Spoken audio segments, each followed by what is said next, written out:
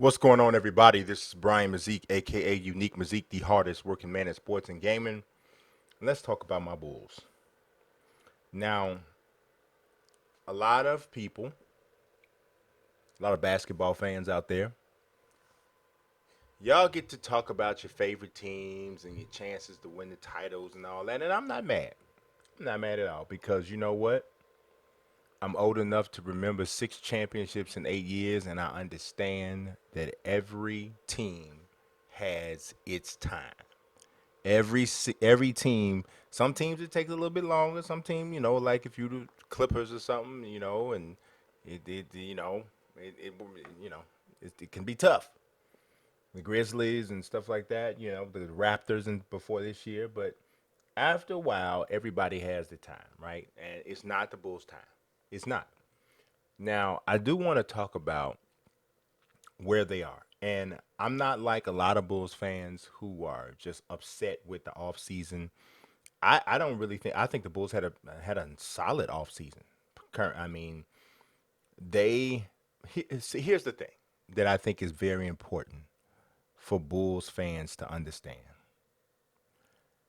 Traditionally, and you guys may have heard me say this before, the Chicago Bulls have never ever built their team through free agency. Go back and look at all of the greatest Bulls teams and you see how the core got there. Okay? Look at the Mike Bulls, the Michael Jordan, Scottie Pippen Bulls. Mike was drafted. Scottie was a draft day trade for Odin Polynice. Horace Grant was drafted. B.J. Armstrong was drafted. I think John Paxson was a free agent signing or something. But come on, we're talking about, a person who was valuable player, but he wasn't. You feel what I'm saying. Bill Cartwright was a trade. Traded Charles Oakley for him. Okay, like I said, Horace Grant was a draft pick.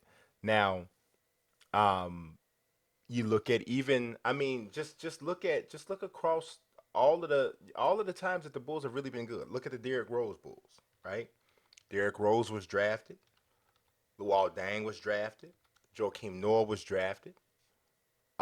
Even Ben Gordon, who was kind of like not really a part of that group or whatever, but he was drafted. I mean, even go back before to the old Bulls. I was talking about Tony Kukoc was even a second round draft pick.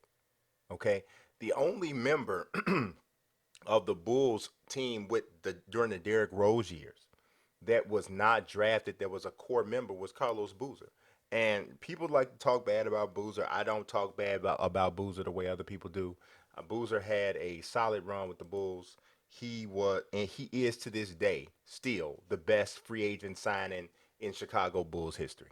I mean, if you think about what he did with the Bulls, the year he got there, the year they went to the Eastern Conference Finals, he averaged 17 and a half point, 9.6 rebounds. Shot 51% from the field, 70% from the line. The next year he averaged 15 points, 8.5 rebounds. Played in every game. The next year 16 points, 10 rebounds.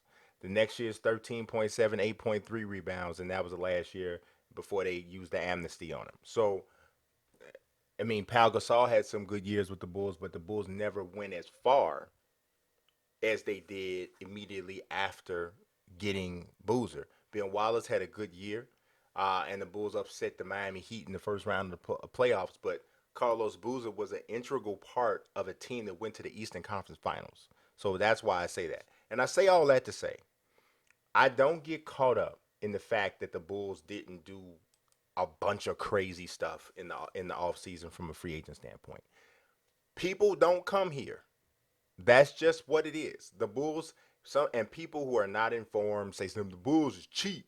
That's why the people they don't want to pay nobody. They don't want to pay nobody. That is ridiculous. It's not even true. The Bulls have thrown out max contracts at people repeatedly and had them turned down. You don't think that the Bulls offered a max contract to Dwayne Wade, LeBron James, and Chris Bosh back in 2010? Of course they did. They said no, and the Bulls then ended up turning around and offering the money to Carlos Boozer. You don't think that the Bulls offered a max contract to Carmelo Anthony? He said no and decided to go back and stay with the New York Knicks. Even before that, you don't think the Bulls offered max contracts to Tracy McGrady, Tim Duncan, and Grant Hill? Yes. I remember the Bulls. We all thought Tracy McGrady was signing with the Bulls. He was out there, he threw out the first pitch at a White Sox game. He threw out the first pitch at a White Sox game. We thought that was it. And that's why later in his career, when he almost signed with the Bulls, he said, I'm going to go back and do something I should have done to begin with. It didn't end up happening then either. But the Bulls have tried to get these players. They are repeatedly told no. So what I do fault the front office in doing in some of these years is creating a plan around trying to draw these major free agents. It's not going to happen that way. The Bulls are going to have to build much like the way Golden State did. See, that's what people don't realize. People like to call Golden State a super team. They're not. They were not a super team.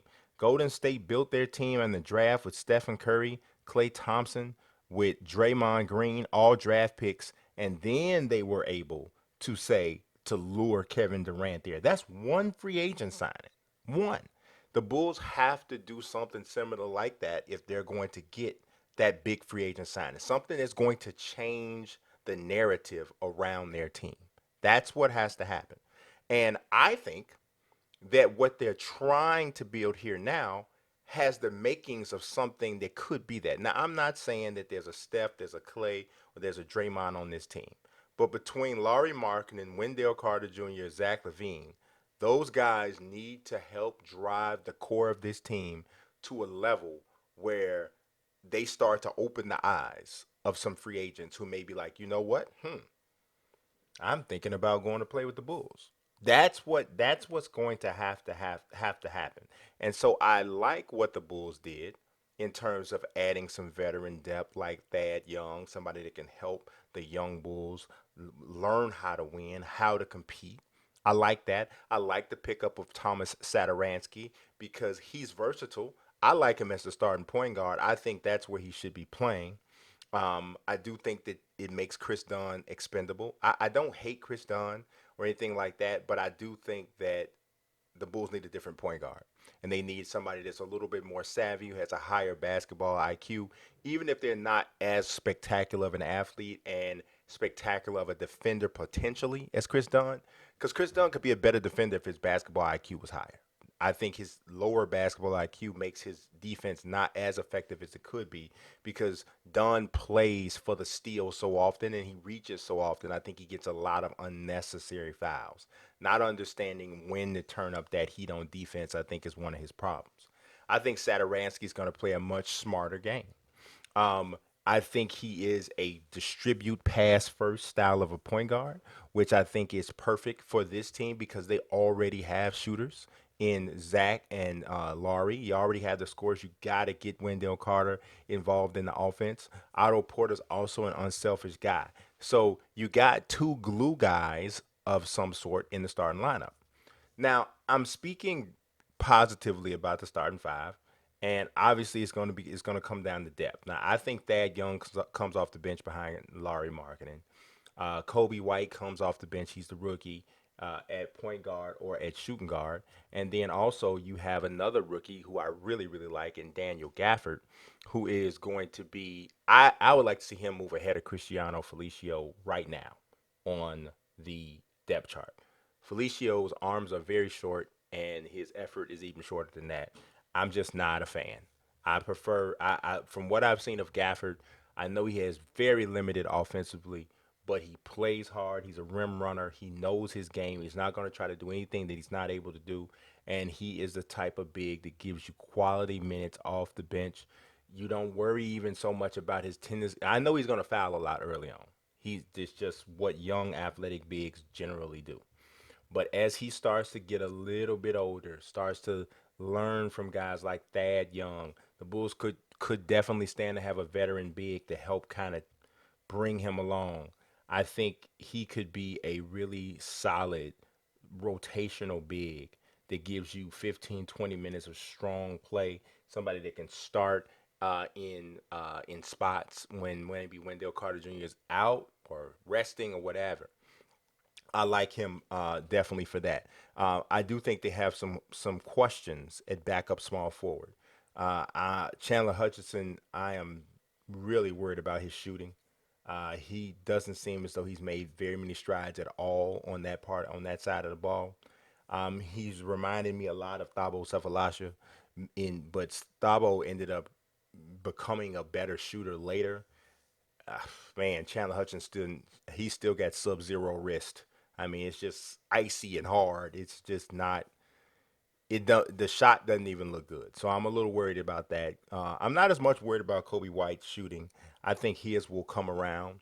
But I am very pleased with his speed, size, his vision. I do think he could be a point guard down the stretch. I think he'll get some minutes at backup two and backup one. So, how good can the Bulls be this year? I At one point I thought 45 wins was a possibility. But as I've continued to see all of these teams across the NBA stack rosters, and like I don't think anybody has an odds-on favorite for who's going to win the NBA championship next year. There are probably 8 teams, literally 8 teams, who could make a realistic case that they could win, right? So when you got that many realistic contenders, and then you got a team like the Bulls, who you know is not a realistic contender, they're not a shouldn't be a horrible team by my estimation, but not a realistic contenders. That means that you don't get any breaks on your schedule hardly, right? The games against the Suns and these teams that are just absolutely not in the playoff run, those games against the Clevelands, those games are fewer and farther between. So I was on the 45 win bandwagon, but now I'm feeling more like 35, 37. And I'm not sure. But the East is definitely not as strong and not as dense as the West. But it is going to be a very interesting year. But all in all, even if this is yet another non playoff season for the Bulls, I do think they are moving in the right direction. The right pieces are there. I can't believe I'm about to say this, but I also think the right head coach is there. At one point, I was not a Jim Boylan fan, but now I think the team and everybody is buying into what he's trying to do. And they need for Carter, Markkinen, and Levine to turn the corner as a trio. If that happens, if they can start to live up to the talent that they have, then the Bulls can surprise some people. I'm not saying necessarily it's a playoff squad, but they can surprise some people. So that's my thoughts right now on where this team is heading into the 1920 season, which should be a great season to watch as a fan. I mean, this is absolutely a league pass season. If you've never got the league pass before, this is probably a year you're going to consider doing it. So, as usual, I appreciate you watching. God bless and peace.